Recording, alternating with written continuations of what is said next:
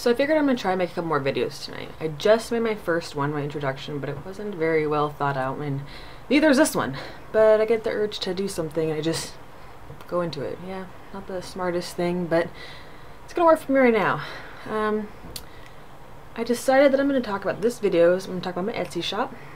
Later on I'll probably share something, like show you some of the things I make, but it's night and it's kind of dark in here. And everyone's trying to go to sleep, so I think you'd look better during the day. Even I could turn the lights on in here, but I don't think it will have the same effect.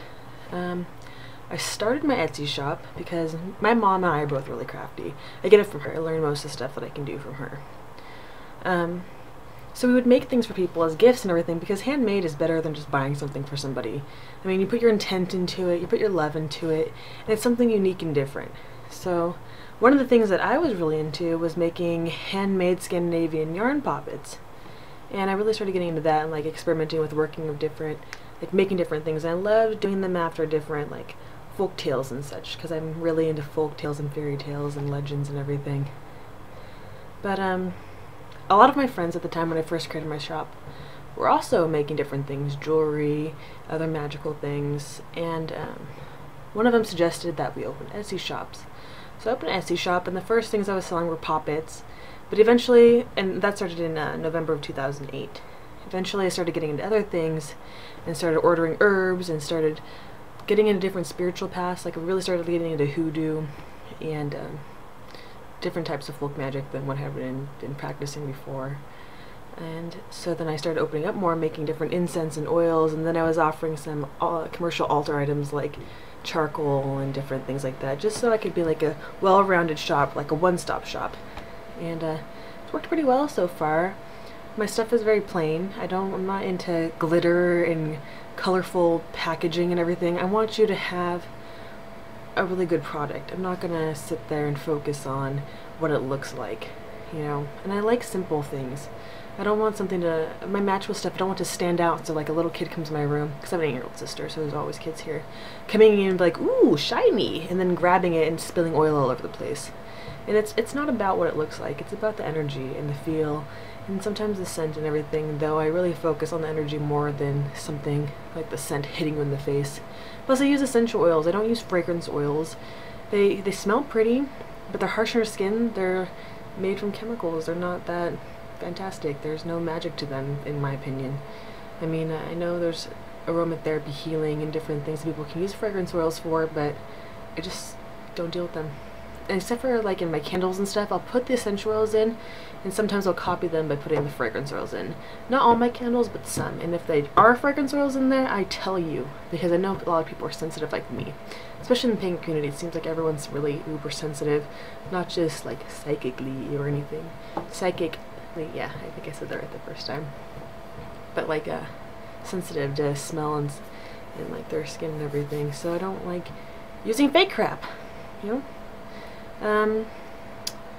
Well, I named my shop the Well and Spindle after a tale concerning Frau Hulda, and a lot of people don't know who Frau Hulda is, which is kind of upsetting because she's badass.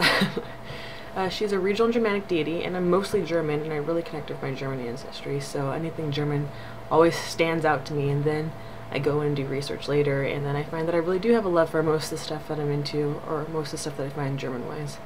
I think it's maybe in the blood, I don't know, or maybe it's just I love it because it's German, so I force myself to. I can't really figure out which is the case. Well, Frau Hulda, if you really wanted to connect Frau Hulda to a different deity, I would say she's really connected to the Norse mother Frigga, or Frigg.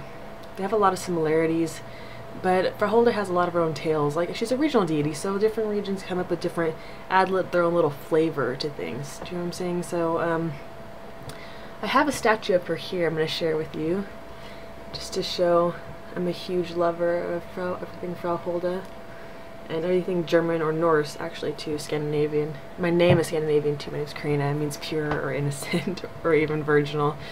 Yeah, and then in Arabic-speaking countries, it's a name for a succubus, so I'm like two polar opposites with my name meaning.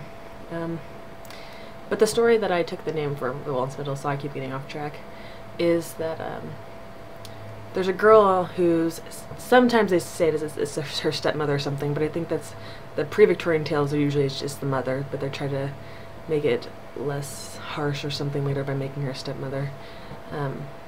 And one of the girls is really a hard worker, and she cleans and she does the spinning and all this other stuff, while the other sister's super lazy.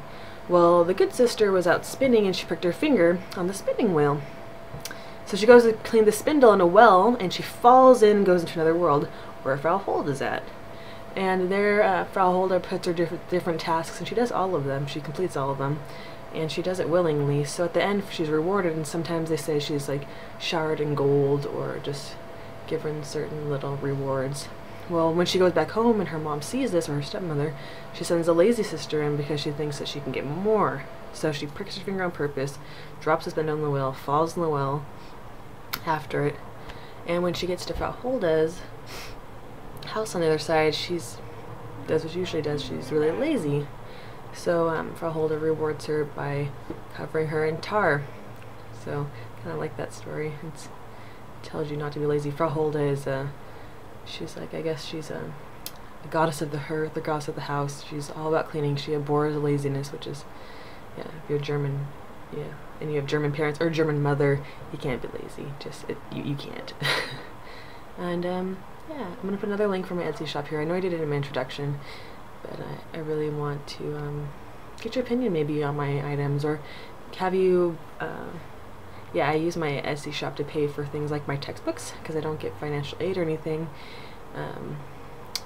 So maybe you'll buy something too, or test things too. I can always send out, I think I'll probably have a giveaway on here eventually once I get some more followers and everything, or not followers, subscribers, whatever you call them. I don't know YouTube all that well. Yeah, I'll probably talk more about my Etsy shop later because it's a huge part of my life. I mean, I learned so much from it, like spiritually speaking. I've grown so much from using my products, experimenting with them, getting to know the herbs, growing a lot of the own herbs in my garden because I've greened them. Not literally, but I greened them, especially considering I live in San Diego, where it'll grow for a couple months lovely because we have such good weather, and all of a sudden then the summer hits and it's so hot that everything like melts into pieces or crumbles or dries and crumbles to pieces. So yeah, that's about it for tonight. I'm really tired, so I might do one more if I can get my sister to sleep soon, which is school in the morning. On the rune readings I was doing tonight that I sell in my Etsy shop, I'm trying to get to know the runes better, so I'm selling rune readings for really, really cheap. So, and I will probably talk about that in my next video. Okay, thanks for joining me.